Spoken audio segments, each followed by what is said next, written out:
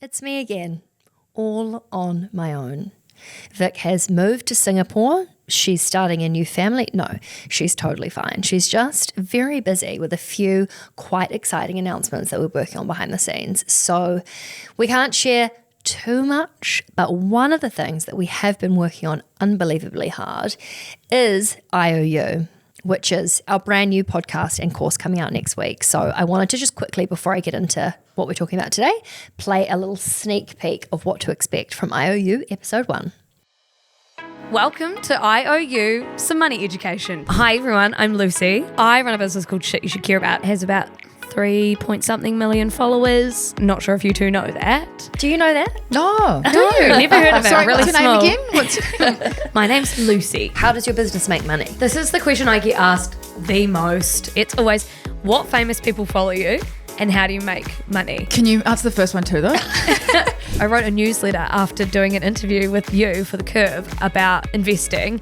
And so I got a little bit empowered, and then I was like, wait, I need to show my flatmates how to set up an auto invest on Sharesies. If I'm teaching them how to do this, I might as well teach the audience. Most of your 20s is going to lunches and either being the person that's like, let's split the bill, or being the person that is like, I can't afford to split the bill. As a friend, you have to be really conscious of those people. Like if you want to go and you want them to come, cover them or don't make them pay for the shit they didn't eat. This is actually one of my favorite stories. I have this distinct memory. 2008, global financial crisis. Opening my parents' mail and it was a bank statement. I asked my parents, what is an overdraft? So while we're talking about you as a kid, I think this is a very good segue. So we've done a bit of sneaky, and we've spoken to your dad, your stepmom, and your brothers. Oh, so my goodness. creepy. If I have to tell you Lucy's worst spending ever, it's her decision to get...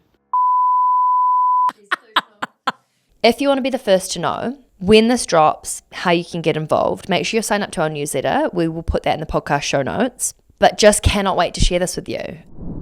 So this week on The Curve Weekly, we had Abi Foster, chartered accountant, author, all-round absolute legend, speaking about all of the money news that you need to know about. And one of the conversations we had was around the cost of loneliness. There is billions of dollars that businesses are spending on lonely employees. And this is one of those things where it's like, maybe it sounds like a personal problem, but actually it's kind of a business problem too. And we had a huge conversation about this. We put a section of it in The Curve Weekly, but we wanted to release the full conversation for you to listen to today. It is really honest, quite vulnerable, but I think super interesting and relevant for a lot of our audience. So I hope you enjoy it. But we will be back next week with our regular programming of The Curve Weekly on Monday and our brand new IOU episode launching Thursday. So this is a very big week for us. We can't wait to show you what's going on behind the scenes as well. We've got, what I'm thinking if I could tell you what it is, probably, who cares? We've basically been working on a big rebrand, like visual rebrand, new logo, etc. It's the first time we've done this in like 5 years. And it's looking so cool. So we can't wait to share it with you. But have a great week. Enjoy this Uncut episode and we'll see you soon. Now, the biggest, most interesting, potentially controversial story that we'll be speaking about today is the cost of loneliness. So US companies have spent a really long time treating loneliness as like a personal problem and productivity as a sort of spreadsheet business problem. And there's been new stats that have basically come out to prove that otherwise and essentially make businesses realize that lonely employees equal poor output and therefore extremely expensive to businesses. Where do we even start with this story? Well, the stats, so 52% of US workers feel lonely, fair, and so the cost of loneliness is £154 billion. What was the end of that stat? That is wild. So basically, yeah, there's US employers, approximately $154 billion a year it's costing companies based on the way loneliness is impacting its workers. So it's things like, they're showing up to meetings with their cameras off, they're disengaged, they're not trying, low energy, brain fog, that kind of thing. It's essentially the idea that mental health or loneliness is directly impacting companies' abilities to make money or be as profitable as they could be because they're spending $154 billion a year. And I think also things like hybrid working from home, lots of those things obviously is exacerbating loneliness because people are way more segregated than they have been before. But I just find, I find this whole conversation really fascinating, particularly as I'm sure most people who listen to this podcast have seen reels and all sorts of women clapping back at the Stephen Bartlett podcast around. And I can't remember who was the guest. Chris Williamson. Right. Yeah, And so with they his were like yellow glasses. Yeah. And so if you've missed this, just give a very quick overview as to what her face is like. Don't get me started. Very quick overview. It's basically Chris Williamson and Stephen Bartlett, which are two single childless men. Neither of them I don't think is single. I think Stephen Bartlett's just got engaged. But like childless men have come out and said that there is a pandemic of like lack of lower childbirth rates, and it is down to women. Effectively, is what they said, and It's obviously our fault basically that there's not more babies being born. Yeah, and the uproar, the uproar of that. As a woman, I'm like, I think it's a really big topic that I think a lot of women. Actually, I'm sorry, I don't even know where to go with this. It's I know. So I'm like, fucked up. how do I start it? I'm like, okay, Because there's so many thoughts, right? And I think the biggest clickbaity part of this whole story was the comment around genes not getting the DNA, the DNA dying off. Like this Yeah. was kind of the whole thing. Like, God forbid your DNA doesn't like go into another tiny human. Yeah, so Olivia Atwood, who's like a UK podcast, she's amazing in loads of things. She has a podcast called Olivia's House, and she was talking to another woman about this as well. And they were talking about how like incels are worried that their DNA is dying out, and they were like, well, maybe it should. Do you know what I mean? Like natural selection. And there's such a huge part of me that's like, it's really difficult when you see all this stuff online where it's like men are lonely, and I'm like, could there be some reasons? Like, have we dived into why they might be? And it's like, why are women not having as many children? Well, okay, why don't we step back and figure out that like having a child now is wildly expensive. It's not like it was years ago. We don't have a village society anymore where your mum was down the road or your auntie lived in next door and you needed childcare. Cool, just pop next door. Your mum probably lives so far away from you now because you've got to live in the city because you have to live near work. Because if you want a decent job, you have to be near your office so you can get in on time. Like there's all these barriers that make it so hard. And also as women, we're being told you can have it all, but not all at once. And so therefore you've got to make decisions. And often the biggest times in your career are your childbearing years. I hate the childbearing. I know, it makes the word. I just can't. I know, but that's what's happening. And so we're having to decide between our career and children. And then we go, well, to get children, we probably, not for everyone, but you might need another guy involved, right? And then you go, well, my career gives me like stability, income, I feel in control of that. And then you look for a man and you go on to a dating site and you think, sorry, have you been on Hinge? Exactly. I'm like, that's not giving me stability. It's not giving me control. I'm like, yeah. Like what, do you know what it comes down to? What are they bringing to the table that I can't give myself? That is the essence that we're kind of getting to here. And also, we're the ones that have to put our bodies on the line, our careers on the line. What is in it for us? I'm kind of confused with why I'm having to sacrifice everything. And you're concerned about your genes not making its way into a baby. However, what I'm more concerned about is the fact that if I did have a child with one of these people that I see on Hinge, I'm most likely my career will be down the toilet because you're not going to support me enough so that the kids are going to then need me because it's not going to be a 50. Like I think that there's a huge amount of pressure being put on women to have the babies. And it's like if there were men that were showing up and doing the laundry and making dinner and doing all of the things that are not inherently feminine, however, we've had to do for so long because it's sort of that you're running the household.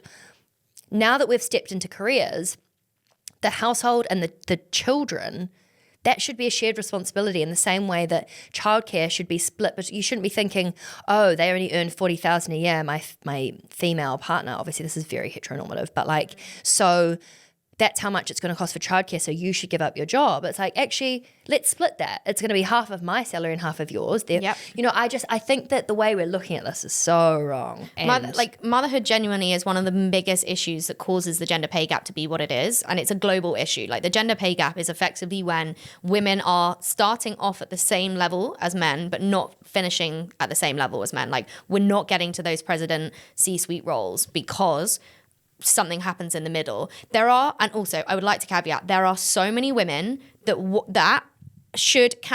to be mothers, and that's what they want to be, and they should be entitled to do that. They should be financially supported, they should feel in control, and that's what they want to do. Amazing. There are also a ton of women that don't want kids, don't want anything to do with it, and so don't think about it. Great. But it's that middle group where we're having to decide, or people, I'm single, so it's not something I'm thinking about right now, but people are having to decide if it's their career or if it's children. And like you said, what normally happens if they're in like a relationship is they look at salaries and go, well, you earn more, so therefore I should give up work. That's not how it works. Like, we should be splitting all of this and going, okay, but is going out of the job force now going to long-term impact you? The short answer is yes. Are you putting into your pension? No, whilst you're on maternity most of the time, and therefore you're going to have a gender pay, like a pension gap issue. The ripple knock-on effects of this is huge. I feel like we've walked away from the loneliness element, but I think it's... Well, because why are we... Yeah, I think it's because people feel like do you know, full honesty, like, as a single girl at 31, there are so many times where I've worked really hard to like live on my own and have like all of my own things and like not need a man vibes, and be strong and all of that. But I turn around and I feel so lonely. Like, I have to go to dinners and I have to be like an 11th wheel at the dinner table because everyone's got their partner, and then I always get put on the end, like the weird massive seat at the end, as if I'm like the party act of the evening. And usually, given my job, I sort of sit there, and I often get sat next to like a reform voter, and they just like put me there for the lols to be like, debate with my husband, and I'm like, right, fine, I thought I was finished for the day, but come on, let's talk about Nigel Farage. Pull up a seat, let's go. And I think that's the parts of the loneliness that we forget. Even when you are with people in the room, you can still feel lonely because you're not in a relationship. And I think if I'm looking for someone, I'm just looking for someone that can support me through my career. But because I have a weird career, and so many women have weirder careers now, we've had like squiggly careers, and we're in roles that are traditionally masculine. We feel like, or I have felt in the past, that men just don't really get it and therefore don't want to be around it. I hear all the time from men, like at these like dinner parties where I'm usually the only single one there, men are like, oh, I'm so impressed by what you do. And I'm like, oh, thank you. But they're almost like minimizing it. And then their wives are like, oh, I could never do what you do. Like, when do I have time to do like the washing and this and that? And like we were talking about before we started recording, like, when do you have time to do the food shop? I'm like, I just don't do it. Neither. Like, and I like, it's just a life choice I've had. And maybe I'm a part of that 52% feeling a little bit lonely, but from the outside, it looks like I'm not.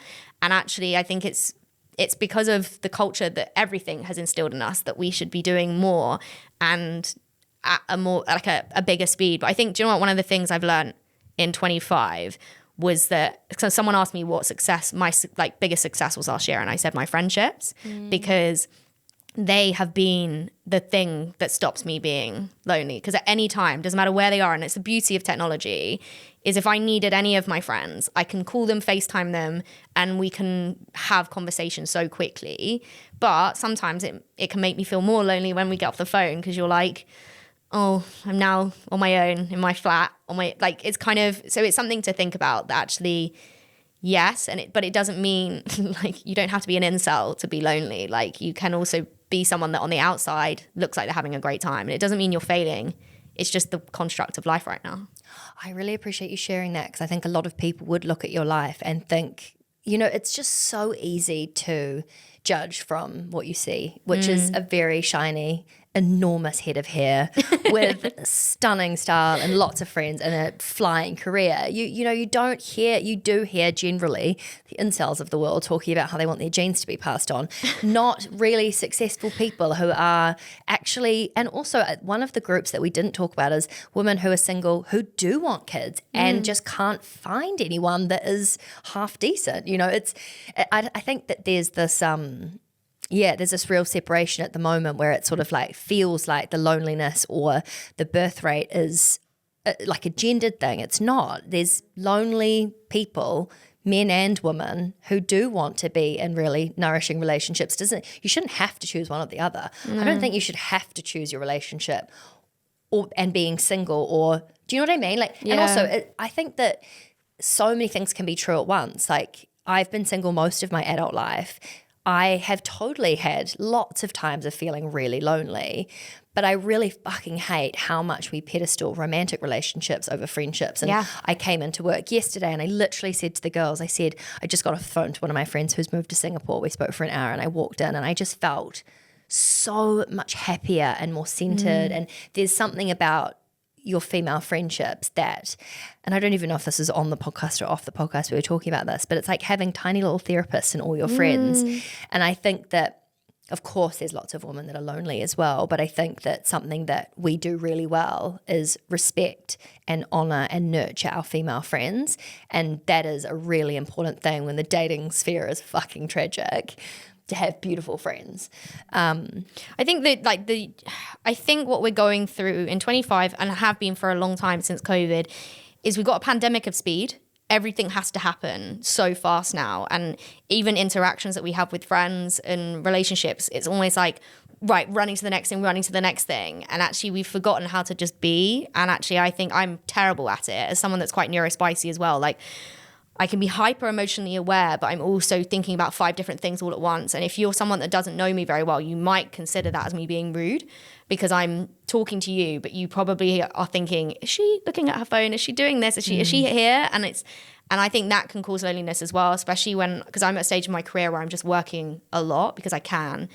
I would struggle to find lots of time in my day to be able to just sit and like be with someone. Like it would, because I'm always doing the next thing, but it's just a stage in my life right now. And I think lots of people, it's not even about being single because you might feel lonely in a relationship, which I think is even worse. Yeah, that's actually such a good point. But I think it's important that people realize that like, it's not something that's like, you can't fix. You just need to kind of work at it. And I don't know. Yeah. It's just something I have thought about a lot. And I think this stat that it's costing the government money is something that the governments across the world should be thinking about because, when they they freeze tax thresholds and we call something called fiscal drag where we're paying more tax based on the fact that, yes, technically we're earning more, but the tax thresholds aren't moving.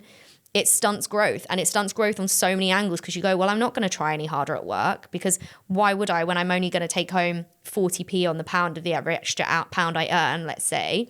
Could you maybe explain fiscal drag as well for anyone that doesn't understand what that really means? Yeah, so fiscal drag is effectively where the tax threshold, so the figures at which you start paying tax. So in the UK, we have like basic rate, higher rate, and additional, and they're all at different levels.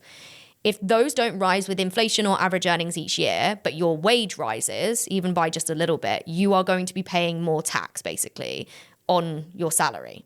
And what happens as well in the UK specifically, if you earn over £100,000, you have something called this 60% tax trap, where in theory you might end up only taking home 40p on the pound of every extra pound you earn. Outrageous. Exactly, and it's hindering growth because people get to that element or get to that level of income and go, well, it's not worth me working for an extra 40p on the pound. So I'm just not going to bother. And then it stunts your kind of feeling of self-worth because maybe you're not going to push yourself to earn more. You might then hold less enjoyment in your job. And so you feel disassociated from it and then feel lonely. So there are so many financial aspects. An interesting way to look at it. Yeah, there's so many financial aspects that lead to it. Like I get so much happiness from my job. But if I was being told that, okay, but for the next hour, you're not going to get paid to do it, I'd be a bit like, okay, I don't mind because I love it. But if I was then told, okay, well, for the next 10 hours, you're not going to get paid, you sort of think, what? Like, what's the point then? So it doesn't matter how much you love your job or how much you love your career. Tax and the global and like government all play an impact. And I think they should be talking about this because it impacts our mental health and therefore impacts everything. And, I just think a happy world is a nice world, but we're struggling with that right now. I definitely am, read the news when I wake up and sometimes I think, oh my God, this is terrible. The world is terrible. you just have to be, do your gratitude journal, take a deep breath and keep moving. A couple of meditations here and there. Yeah, exactly. What I would say though is if you're listening to this and you are thinking, yeah, I do feel a bit lonely, I think maybe there's actually comfort in knowing that there's a lot of us that are feeling that way, and reaching out to friends, finding things that make you feel more connected in an incredibly disconnected society, hopefully can start to bring some of that back. I don't know if this is helpful for people, but we had a podcast we released at the end of last year, which kind of our reflections on the year, and I listened back to it, and I honestly nearly told the team to pull it. Actually, I did tell the team to pull it down. I was like, I hate it. I'm so embarrassed at how sad I sound. I sound so stressed and lonely. And it was a really hard time. And I have come into this year, the classic new year, new me. And I have been trying to do really small things that have helped me feel more connected. And I think when you feel connected to yourself and to the world around you, you feel less lonely. And even just super small things, like if I'm having a cup of tea, I don't know if this is a bit woo-woo for people, but noticing how warm the cup is, really small stuff, like my feet are here now. It's so easy to get really stressed out about how overwhelming the news can be and everything's moving so fast. But you look at so many people who share their insights or wisdom on their deathbed, and the things they say they're going to miss the most are the small mundane moments. And I think in those small mundane moments, if you can just take a second to be grateful, to be alive and healthy, those little things accumulate to feeling more connected and less lonely. Well, they have for me. It's only been a month, but I've really noticed a difference. I love that. Something I started doing middle of last year is complimenting everyone. It starts creepy, but you get into it really, you get in quite easily. Sometimes the creepiest times I've done it, I've been in the gym changing room. I have to really pull back. When people are naked? Well, no. Well, this is the thing. You have to wait for them to be in their outfits. Nice. But do you know what I do in the gym? Love your underwear. Yeah. Do you know what? It's not even far away from that. The girls in my gym always look 10 out of 10. All of them. They all I don't know what it is with my gym, but all of the girls turn up in their athleisure and they look incredible. I find that quite annoying, I'll be honest. What? I would quite like to be able to go to the gym and not feel like I have to look a 10 out of 10. Babe, you do you. I know, but genuinely, because I'm shit, everyone's hot. No, but so this is the thing. So I've started doing this year is if I see anything that I think is lovely, I will just tell the person. And it does, you do have to really put your big girl pants on and just be brave enough. And some people are just going to look at you sideways and be like, what did she just say? And some people, but you know what? 99% of the time, it lights up people's faces because I will go oh my God, I love that cardi. And they go, usually it's a very British thing. I don't know if there's an Australian thing, but very British thing. £2. It was £2. It's £2 from Tesco. And I'm like, okay, that's fine. Don't worry. It's such a knee-jerk reaction. I was like, that's fine. Or I'm like, your hair looks amazing. Or I just, anything that I'm allowed thinking. To dish out the hair compliment, by the way. I feel if I'm thinking it, I need to just start saying it, especially if it's obviously not if it's the other way around. If I'm like, you look awful, but I just don't think too much like that anymore. I started doing it last year, and I get so much joy out of seeing people's face light up when you give them a compliment, and especially in random places. I've done it walking down the street where this girl just looked. No, do you know what? It was the other day.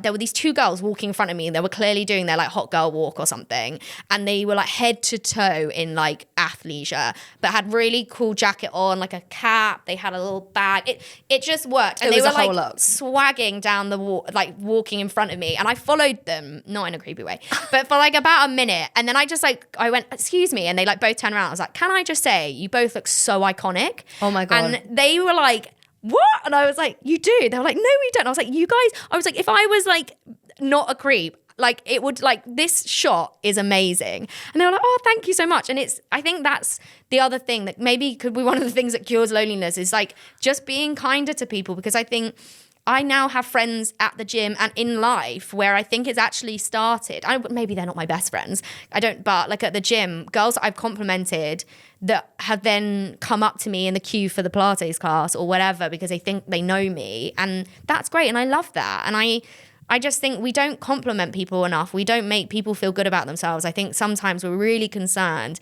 with making us okay all the time and making sure we're fine, that we forget that we are allowed to give it out and be you look amazing. And I literally did this in the park the other day. I was going for my run. I've started running. It's very unusual and quite exciting for me. Love and it. I was absolutely panting like a golden retriever, and there was this woman walking through the park, and this So niche. she had this gorgeous, I saw a really cute golden retriever this morning, that's why it's in my head. Her hair looked amazing, and I literally took my earbud out and yelled at her, and she thought I was yelling something rude, and then I was like, so I was just saying your hair's really nice, and she was like, oh, thank you. Yeah. And I felt so good from it. Yeah, exactly. Like Made no my one, day. and also we know as women how long it takes to do all of this. Totally. Like, I don't wake up looking like this. Don't you? No, I don't. My hair is a full-time job, and so every time I think people think that I get bored of the compliments when it comes to my hair, and I never do, because I'm like, I didn't just wake up like this. Like, this does take work, and I curl my hair, and I invest time in this. And so if someone sees it and appreciates it, the same with my job. Like, I spend a lot of time putting content together when it comes to finance. And so when someone goes, that's amazing, I'm like, thank you So much. It was not easy. And then people think that I put time don't in. read their messages or whatever, and I do. And I always reply to people, I'm like, you've made my day, because actually everything requires work. And I think one of the things I would be doing if we were trying to cure loneliness would be just give more compliments, and also just say what's in your mind. Like, people, you know, even if it's random, I'm trying to think of the most random thing I've done, but it's, you know, when someone looks like they're really confident. There's this guy actually I've followed for years, and he's called the confidence guy. Do you know he followed me back really early on? Yeah, And very good. I almost lost it. Like, I was like obsessed. I was just thinking, does he actually do that? Is it really? Well, I think because he finds the most famous people in the world. Yeah, I think when he started, because I remember following him. Oh my God, he's got 1.4 million. It's I remember huge. following him when he had like 100,000 followers, and he followed me back. I wonder if he still does. Let's see. Oh yeah, he does. So he still follows me. He has. You should be like, 1.4. I'll be on the corner of 5th and 4th on the 12th. Do you know what? And just I see won't if he lie comes. to you. If I ever went to New York, I'm 100% DMing him. Definitely. But he's called David Carmi, and he used to, when he had like 100,000 followers, it was very low budget, and he would just walk up to people with his phone kind of thing and be like, tell me like where you got your confidence from. And I still follow him, but yeah, you're right. He now interviews like the most famous people in the world. But like, seriously I love famous? it. I'm like, yeah. Is that really not planned? I feel like I it think they must must be at be. this point. But I just love that but that is such a great thing to be like, you look really, or even just telling, do you know what's the other thing is like telling women that like they are killing it in their career, or like they are so intelligent. Like, compliments that aren't actually also about your appearance, I think Yes. is really good. Like, Yeah. I always go to appearance because this sounds so bad, but I'm often thinking about my own. So that's something that I'll compliment someone else on. But actually, I think, you know, if someone will say to you, you've got such good energy. Like, every time I Yes. see you, you make me feel energized and happy. I'd be like, all right, I'm done for the week. Off I go. yeah. That's me done. exactly. And I Best think compliment. that's the thing as well. Or if someone does something, I'm like, you are so intelligent. Or like, oh my God, you read, like, just telling people things that are really obvious, but we just don't tell people, because especially with social media, people are very quick to like let me know if they don't like something. And actually, it's the people that tell me that like I've helped them or whatever, and that it makes my day. And selfishly, it's kind of the reason I keep going, because social media, to be honest, talking about loneliness, social media is one of the loneliest places, because you work on your own. Like, you work and you have to show up every day, even when people aren't watching. You have to do things you don't want to do. You know, people in your space are technically your competitors, but you're trying to be friends with everyone. It's like, you know, and also for me, like, okay, is my hair nice? Is my eye, like, does my eye look nice? Do my eyes, even not one eye, do my eyes look nice? Like, is my lipstick okay? Am I dressed okay? Does it, like, all of these things come in to just looking at the camera and talking down the lens. And I think people forget all of that. And, you know, we have to do it even on days like we spoke about before the podcast, like on the days we don't want to, like when we're due on our monthly period. Like, you know, there are times when I really don't want to do this, but I have to, and I have to show up. And I think they're the times when loneliness hits the hardest. And I think, actually agree. And I think it's the same with podcasting, because you have to show up, and people sort of assume that you're, and I don't know, sometimes I feel like that when I meet people who listen to The Curve, if I'm having a really shitty day, which we all do, I sort of look back and I feel embarrassed about how I interact with somebody, or I could have been more fun or more, you know, excited or whatever. But actually, the truth is, the podcast is a tiny snapshot of who I am. And I don't show up like this 24 hours a day. I have times where I feel awful too. And I think that the pressure to sort of be your best version, whether it's socials or podcasts, is hard. Can we just pause? I'm actually about to pee my pants. Thank you so much for listening to Raising the Curve. These conversations are designed to teach you everything you need to know to be better with your money, from saving to investing to talking with your friends about your salaries, all of that stuff. And if you like what you heard, we would love if you could please hit subscribe wherever you're listening and leave a comment. Let us know what you thought about the episode. And it only takes 1 second and it would really make our week, our month, our year. Yeah. So please do it. Okay. Love you. Bye. Okay, quickly. The Curve was created to empower and educate you about investing, but we are not financial advisors. Our platform exists for educational purposes only, and it doesn't provide personalized investing advice for your individual needs and should not be relied upon to make an investment or financial decision. And always remember to do your own research before making any investment or financial decision. We're here for any knowledge and support you need, but the final call is always yours. And thanks for being here. You got this. Yeah, we know you got this.